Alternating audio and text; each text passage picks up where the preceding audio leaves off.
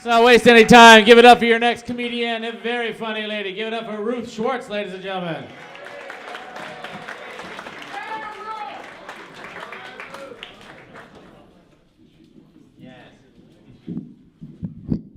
Guess I'm holding the dick now. Yes, you are. I'm not putting it in my mouth. Okay, everybody. Some of you perceive me as innocent, and I am. I am the daughter of Dave and Dorothy Schwartz, born in the 40s. Yes, I'm a senior citizen, and I'm proud of it. Life is wonderful, but getting here, so-so. I was very inquisitive when I was young, and I heard some things that I couldn't quite believe. I couldn't even believe how children were born. I said, not me. Oh, okay, maybe twice, but whatever. How they came about too. I said, oh, no way.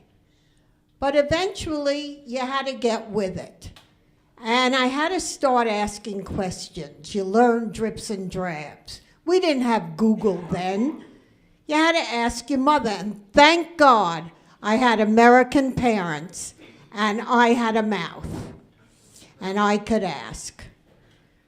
I said to my mother, I heard something about the number 69. She said to me, and I know what it is, and she said, when you're married and in love, it's okay.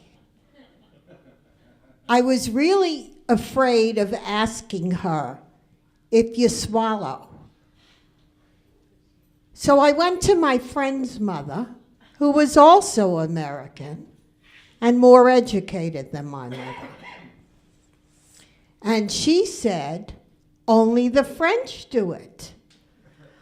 Oh, I said, thank God I'm not French. And then I knew I didn't have to ask my mother the other question, because my mother was meticulously clean about everything, and I knew she would never swallow. Many years later, I met a man, and he was French. And he wanted to make love. I said, stop, I'm an American. I'm an American. He said, let's do it the Greek way. I said, the Greek way to myself, and I said, not tonight. I have to go home, I have a headache. And the next day I called my mother up, because by then I had my own apartment, and I asked her, thank God she was alive, and said to her, what's the Greek way? I thought in my mind that maybe you cover it with feta cheese, you put grape leaves on it, and you suck it. My mother said she would never do that, even though she was in love with my father, not even on his birthday. I think she was just trying to keep him alive because the salt would kill him. So she was being kind. I did go to college. I know I don't sound too educated, but I did go to college. And when I'm there my first year, a guy from high school comes over to me and said, Ruthie, I have a pot party to go to. I said, a pot party? This is in the 60s. I said, a pot party? My mother never uses her pots to myself, and she's very clean. I said to the guy, sorry, my mother's not going to let me take one of her pots. I was never asked again to another party. I then had a resort to going to bars. In Manhattan, I lived in Brooklyn, as I think you can tell. And we would drive to bars at 11 o'clock p.m. on a Friday night. I'm not religious. And we'd go in to Mr. Laughs, Maxwell's Plum, whatever. And I wasn't very successful there either. However, in old age, I learned where the best place to meet a man is. Cardiac rehab.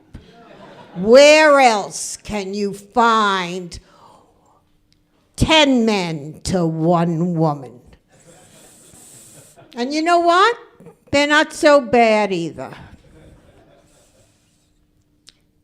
My first day going to comedy class was on a Monday snowy night, one of the horrible Mondays, and my husband gave me this class as a Valentine's gift. Probably he had a lover on the side who liked to swallow, and to get me out of the house.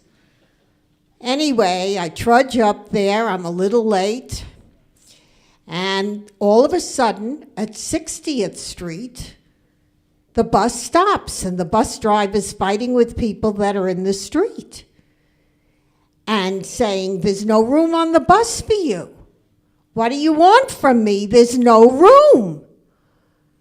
So the people, brave New Yorkers, went and stood in front of the bus. I said, "Oh my gosh, I'm going to be late to my first class, and I was a teacher. How could I be late to class? I'll get it on my permanent record." "Oh," I said, "oh, I'm going to need a note from the bus driver. He's going to have to give me a note." Oh, and I started to talk aloud, because I talk on public transportation. I talk in toilets. I talk everywhere. And I am rude at times, too. But anyway, I'm entertaining the people on the bus, and someone says, "Call 911. So I call 911. I get this operator, and I said, "The bus driver has a dilemma. He doesn't know to hit or not to hit. That is the question." And then I say, "Well, he's really not thinking about hitting the people. I didn't want him to get arrested." And eventually the bus moved, and I came to the class late. But when I got off the bus, I went to the bus driver, who gave me a nice smile, and I said, "I need my note." He said, "You'll have to wait. I have to go and get it notarized." I got to class, and the teacher was rather mean because I interrupted the whole class, and I'm so excited because I was just on stage on the 3rd Avenue bus, people telling me how great I was. I got to listen to this guy tell me what to do with comedy. However, he was very good. I also have, when I was going to high school, my mother said to me, "You know, you need to become a lady. You don't sound like a lady, and I want you to marry rich. I'm going to send you to finishing school." I said, "Finishing school? What's my mother, Italian? She wants to have me finished off?" I went to my guidance counselor in high school, and I said, my mother wants me to die. She wants to finish me off." He looked at me and said, "Honey, you and your mother need to go to an institution where you do Rorschach tests all day long. Anyway, I did go to college. I did graduate from college. And yes, I wanted to be a star. But believe it or not, I had common sense and said, I got to be something else first. Because this little schlepper from Brooklyn, she wasn't going to be a star unless my father had enough money to buy it for me. And he didn't. So I became a teacher and then a guidance counselor. And boy, you would think I was tough as a teacher, right? I was. And I was happy for the Vietnam War because men entered the profession. And it was much easier to teach with men around because they were strong and disciplinarians. Plus, it made the conversation a little different at lunch. And it was nice to have guys, not just women. I've had a very interesting life, but unfortunately, I've been in the hospital many times. My last trip to the emergency room was for a possible stroke. I went to the emergency room in a horrible rainstorm, but as soon as I saw the first doctor, I said to her, "Ooh, I owe you money," because I owed her money from the emergency room visit before. So I knew already I didn't have a stroke. My mind was too good. They take me into the x-ray place, and I see this guy, an old guy, an ugly guy. And I say, he looks familiar. Did I go out with him? Because I figured I dated every Jewish guy in New York City, and maybe one or two Italians. And I'm saying, no, he's way too ugly. And I'm sure I didn't date him. And guess what? He was a comic.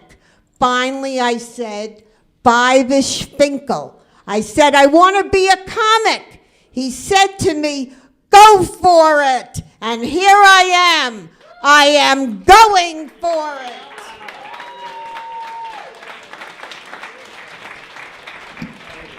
Ruth Schwartz, ladies and gentlemen.